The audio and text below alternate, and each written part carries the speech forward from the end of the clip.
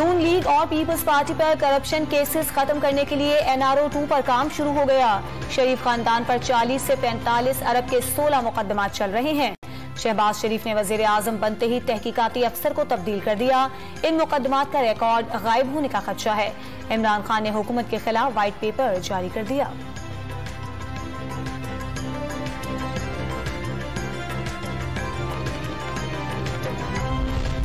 सबूत मिलने पर इमरान खान को गिरफ्तार किया जाएगा। मस्जिद नबी के तकद्दुस को पामाल करने वालों के खिलाफ कार्रवाई में हुकूमत रुकावट नहीं बनेगी।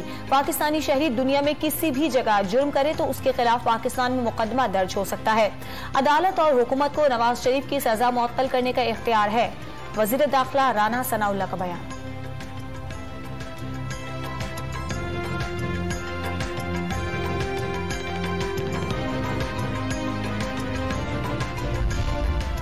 बनीगाला में बैठा शख्स आईन तोड़ने वाले स्पीकर और डिप्टी स्पीकर को अपना हीरो कहते हैं। सबसे बड़े सूबे में जानबूझकर बहरानी कैफियत से दो चार किया गया। वजीर आला पंजाब की प्रेस कॉन्फ्रेंस। और मस्जिद नबवी में पेश आने वाला वाकया चंद अफराद का रद्द अमल नहीं, तय शुदा मंसूबा था। ताहिर अशरफी की मीडिया से गुफ्तगू।